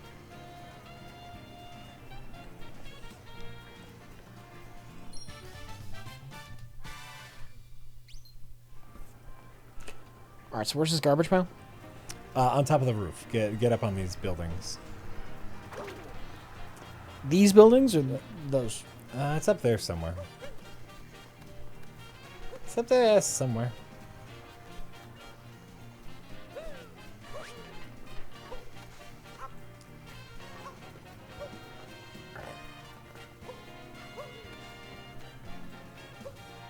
So much stuff to climb in New Donk City. Oh, there it is. See that glowing pile of garbage? That's how much they think of your treasures. It's literally in a pile of garbage. Yeah, it's fine. Technically, it's in the vent, Jack. Oh, sure. It's just under all the garbage. Somebody didn't know the moon was in the vent, and they put garbage over there.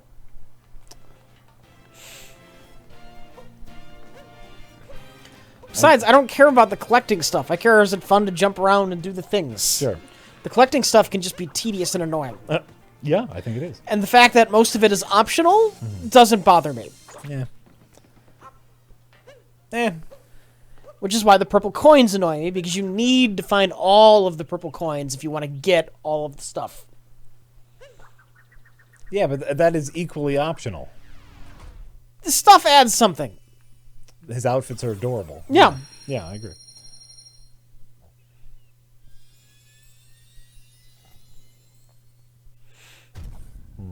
What do we think of the Jonathan and Nancy arc in season 2? That was cute. They were dumb. What? They were dumb. They were dumb? It's a big risk. A lot of risk for a lot of little. For what? Going outing the company? Yeah. It made sense. It made sense for them. I love like just Barb's weirdo family eating KFC every night. Like I love that. That was it a mistake in season 1?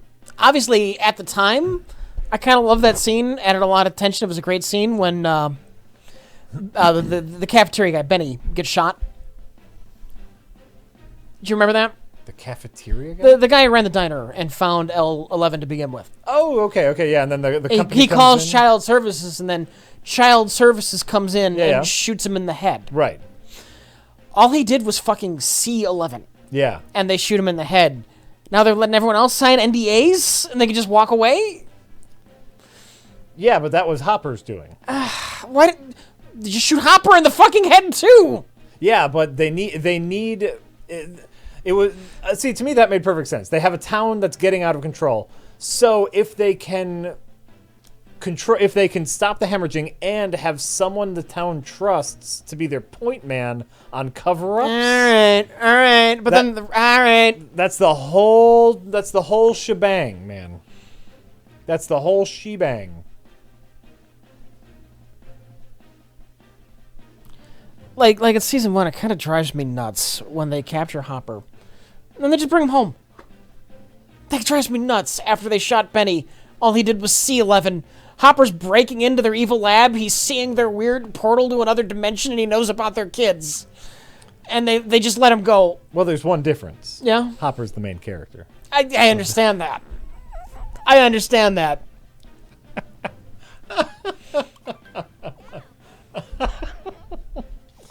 What's the Hitchcock quote? There is a reason why in my movies no one goes and calls the police, because it would be boring. There is a reason characters act foolishly, because that's what the movie is about.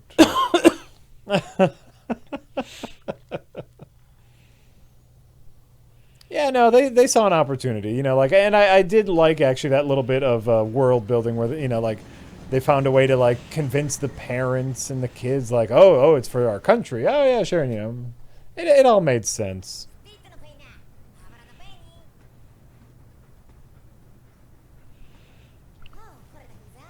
It worked for those characters to try and expose the government, but at the same time, I thought it was extraordinarily stupid.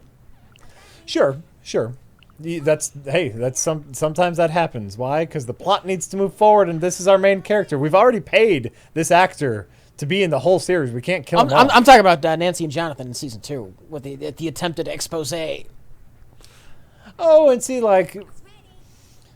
so part of me really liked that because it was fine for them. It made sense for them. It made sense for them. The part of me that doesn't like it is season 1, I think, had a really strong focus of even when we were with the adults, everything seemed to be from a very childlike perspective. Uh-huh. And I liked that.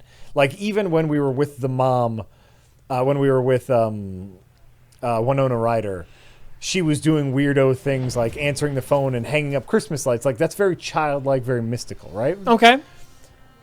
Season 2, things get a little older in their perspective. And of course they are older, so it makes sense, but going to see the private investigator, going to the big city, these are things that loses some of the wonder of Stranger Things.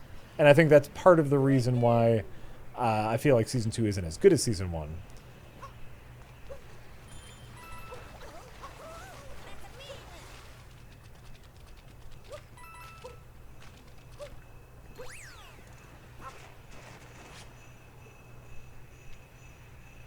Mike's dad gives no fucks. Oh, Mike's dad. Great character. Sure.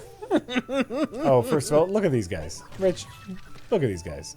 Look at these adorable little puffballs. They're great. Mike's dad is great. He doesn't give a fuck. His kids aren't home anymore, and I think he's kind of happy about that. Where's my kids? I don't know. They're not in the house, so I don't care. That was just a childhood way back when. You could run around the neighborhood and do things. That's when, when Halloween used to exist. You're crazy. Just because you don't see it doesn't mean it don't exist. Classic 80s. Yeah, just classic don't give a fuck. Your wife's upstairs reading romance novels, having young teenage boys come and gawk at her in her bathrobe. He's just sleeping on a chair. It's great. It's great. I forgot about that. What'd you do? I forgot about the wind. Oh.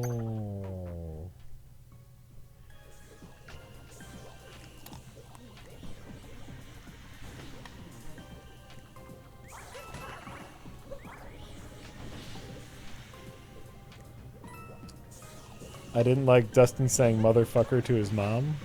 I don't remember Dustin saying motherfucker to his mom. They had a relationship, though, that was cute and adorable, and they can get away with that. Dustin and his mom? Yeah. Oh, yeah. Yeah, that whole thing worked. Oh. What? Oh, yeah, you have to take them over. You know what? I forgot for a moment that you could take them over.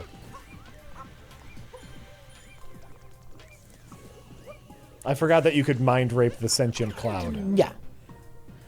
You can mind rape anything sentient.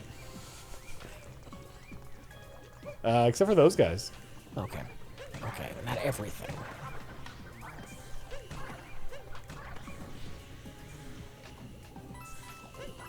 Nope, nope, nope, nope, nope, nope, nope. Whoa, nice save. That was a great save. Oh my god. That's fine. Nope, that's not fine.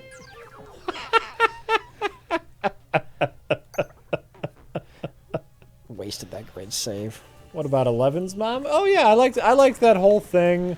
I didn't quite understand the aunt's rationale. The aunt believed after seeing 11. No. Sorry. To be more specific, I didn't understand why the aunt started calling government people after 11 was there. Again, What do you do?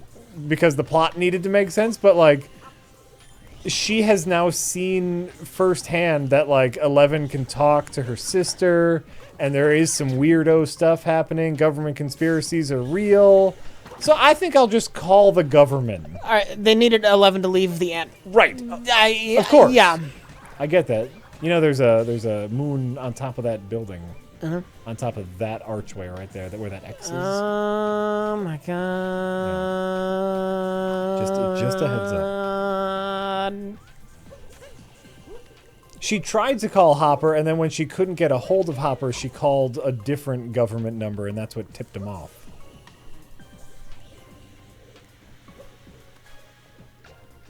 Wait, was she just on the phone with the government, or was she on the phone with the Hawkins Police Department?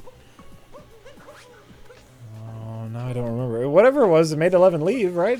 Well, she didn't want us to talk to Hopper at that point either. 11 was kind of running from him, too. This other old man who was kind of mean to her and keeping her locked up. But I guess, like, her calling anyone doesn't make any sense. Because she knows that conspiracies are real. Well, what is she going to do? Just raise this kid now? Touché, but... Calling Hopper makes a fair amount of sense.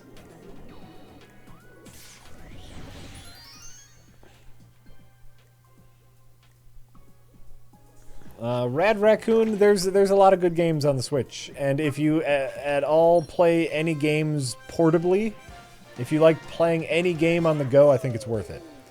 If you don't have a Wii U, it's 100% worth it for Breath of the Wild. Breath of the Wild is a gorgeous game that people should play. It's great.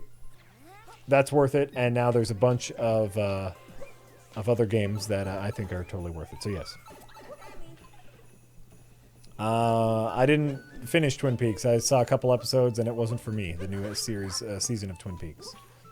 If you're asking me to compare Stranger Things to Season 1 and Season 2 of Twin Peaks, that's a apples and oranges type situation there, my friend. Two very different shows. Do I think Season 2 was a lot less scary than Season 1? That is a decent question. Yeah. It didn't have the mystery. How much do you care about horror is the question. I don't. Yeah.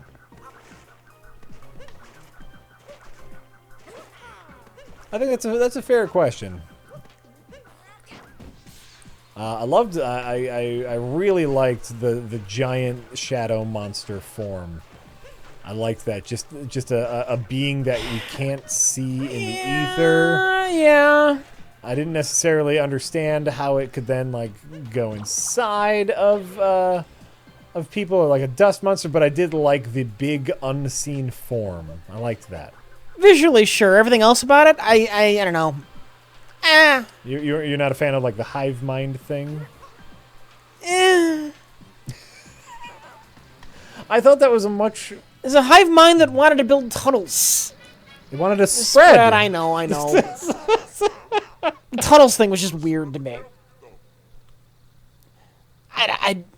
Why?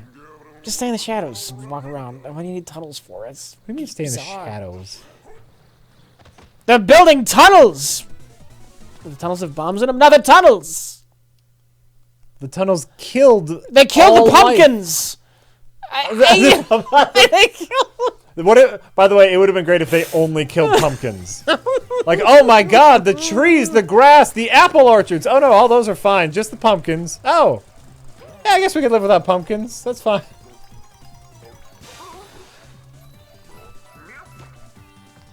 No, it killed all life around them, Rich. Alright. It killed the trees. It brought maggots everywhere. It was death. Why didn't it kill the maggots? Huh? Why wouldn't it kill the maggots? I'm sure it would kill the maggots next. But the maggots are eating off of the death. Oh, you prick. I don't have time to get on either of those hats. Gotta get on the hat!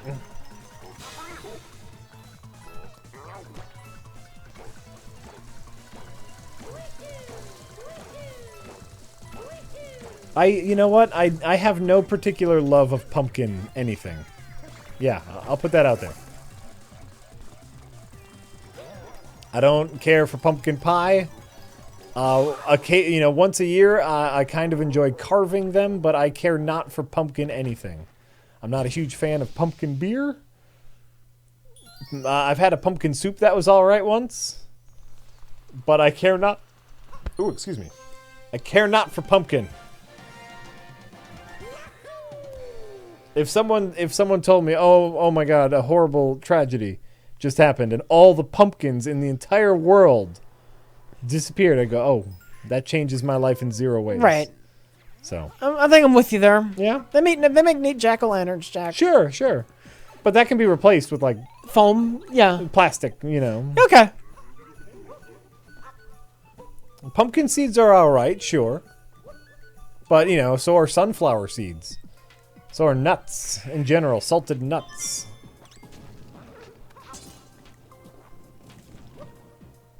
Anything back there?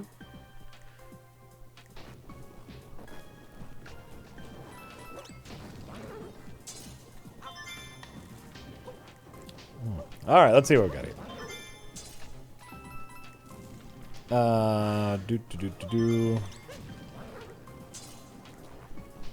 Moon, stars, rainbows. Is Mario just kind of all set for a Lucky Charms crossover?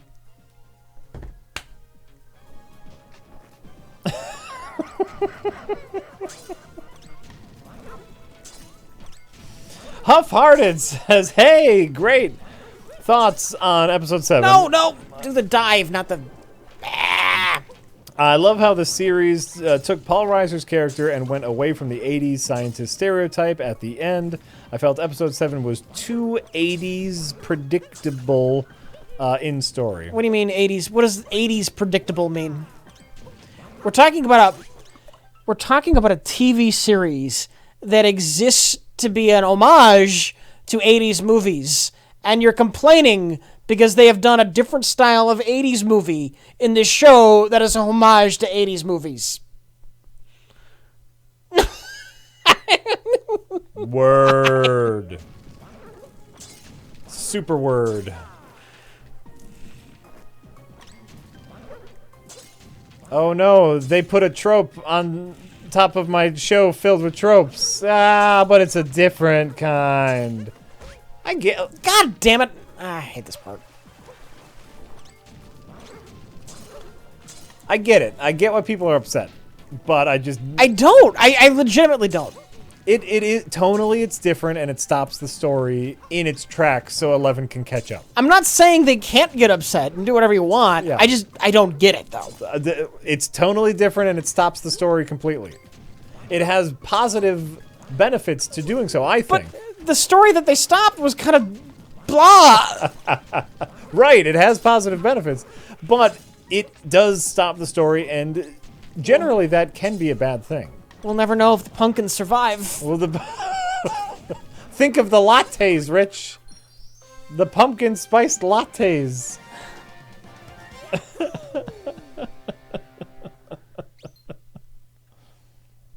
I think there's one. Oh, I'm already leaving. Or am I? No, it's just showing. Yeah, there's one if you... Up there? Yeah. What did Rich and Jack think of Dart?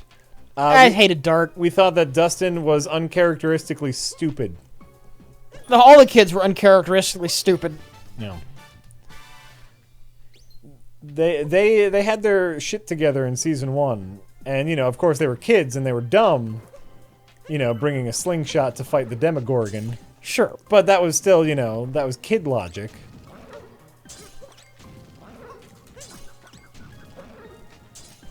So I was okay with it. But yeah, I think Dustin befriending Dart wasn't the worst thing. The lying to the friends thing, that other part, and then Dart coming back in full. Oh, what did they call him? Dog-a-gorgon? Yeah, Demodog. Demodog in full demagogue form. Remembering Dustin was a little lame.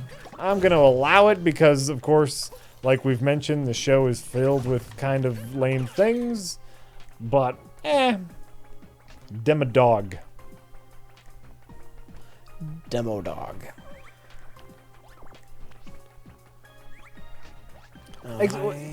Yeah, it's a one of those classic setup payoff situations. It came back. It has to, I guess it's for a puzzle. because you're right.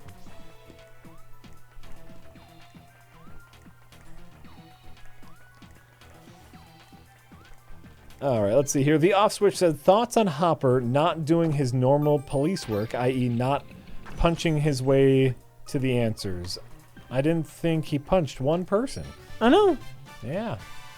Yeah, like I said, Hopper didn't do much this season. He was kind of useless. He was investigating them pumpkins. He got to be badass with an assault rifle at the end. Yeah. And he was checking out them pumpkins. I did notice they shoved in a box at his place labeled Vietnam. So now he's a badass Vietnam vet. That's fine. That's cool. They needed, you know, like, are you telling me the small town police guy just suddenly knows how to use a rifle? You know, like, yeah, right. That makes sense. Right.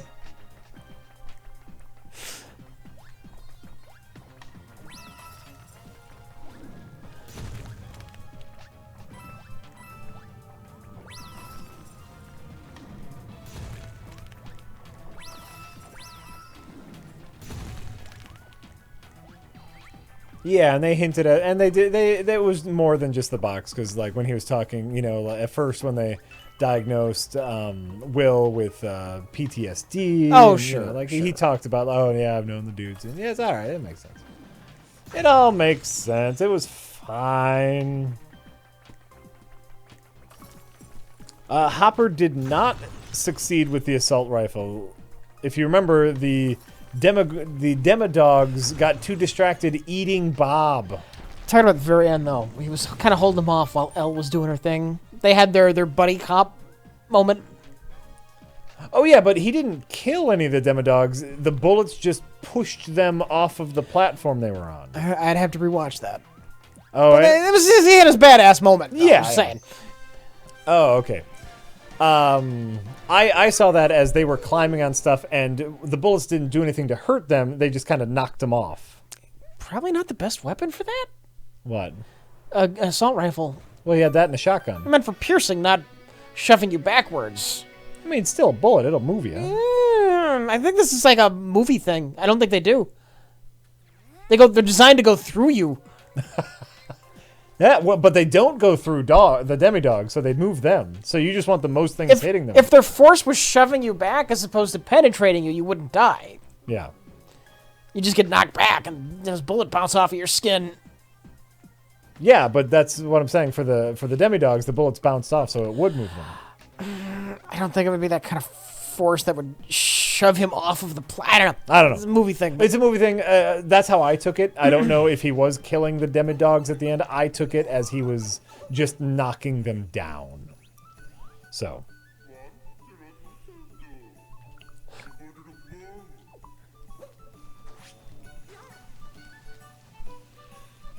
What's chat saying? They're talking about the difference in bullets and guns and the correct bullets that he should have been using if he wanted to do that. Oh, okay. They're getting into it, which is fine. But yeah, that whole ending I liked. That was very satisfying. Yeah. 11 going full superhero, pushing back the dust. The big shadow monster who looks, like a creepy Cthulhu. It was great. That whole ending was great. The shadow monster leaving Will and going off into the stars, that was neat. People had stuff to do. I liked that. The last 2 episodes, when everyone had a common goal that they were working towards. Yes! That seemed... I think... Can you go one more? One more That's deep? a wall, isn't it? That's just a wall. Oh, okay. I forgot if you were going to... The last 2 episodes were as close as we were going to get to season 1, which is a bunch of people all working towards the same goal on different levels. You got the kids and Steve in the tunnels. You got 11 and Hopper, and you got Will and the family sweating it out in the lodge. It's great.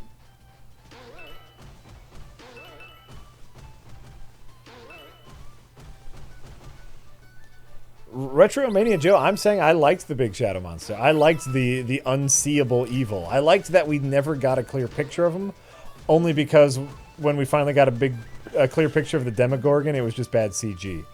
So yeah. I liked that we never got a clear picture of him. Just big shadow monster.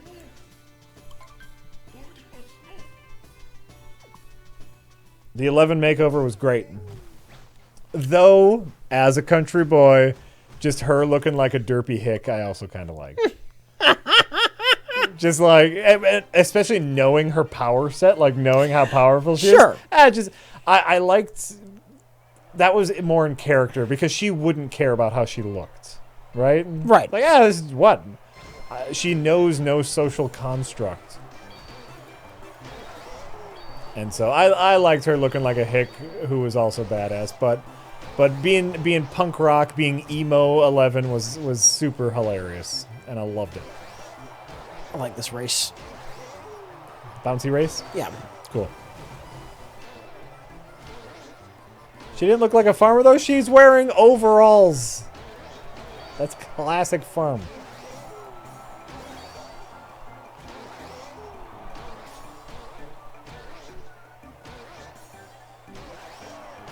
Basically, Ben Vereen, yeah, like, I think we all enjoyed Season 2, but it just wasn't, it wasn't Season 1, and what could be, because Season 1 was all unknown. What could be? That was a bad last lap. Bad last lap. You're still in first. I don't think you need to get any specific time, just first.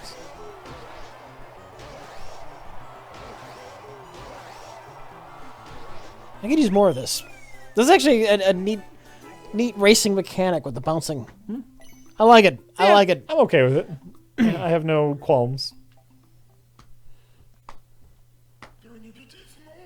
Yeah, season 1 had no expectations. Season 1 was all mystery. Sure. But, I mean, just execution-wise, season 1 was focused. And that's what they were lacking in season 2. Some focus.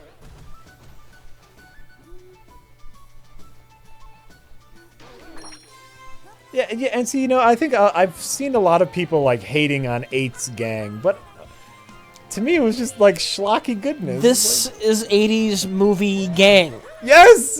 And the 80s movie TV series or Netflix series. That's like the dumpster punk gang. The Terminator punks. Terminator punks. The punks from Short Circuit 2. Do you remember, like... The Return of the Living Dead. Right! Like, this is every punk gang in every 80s movie. And I loved them. The guy with the big mohawk was great. The muscle dude, that was straight out of a comic book or an 80s movie. So I thought it fit wonderfully. And I think people got a little too comfortable with Stranger Things being like not schlock, and it's like, nope, it's just schlock. Sorry if you wanted this to be, high art, but it's just schlock. 80s punk fashion was weird. Mm-hmm. It just fits. I'm sorry. The Police Academy punks. Yes, champion of the shunt. That's another great example. Man, I like that movie that took place in the 70s, but those bell bottoms just look silly. Well, why'd they have to be wearing bell bottoms in that Dr. movie that took place in the 70s? Dr. Profo says you got to remember, though, that a lot of the viewers, including myself, weren't... Hold on. I want to get this right. Weren't actually alive during the 80s and aren't familiar with those tropes. That's not my problem.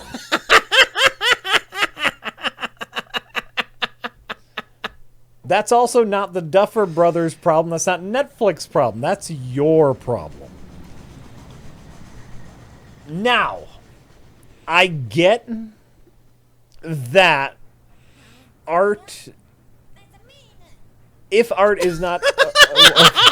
what? I'm just waiting for this to coalesce into a sentence.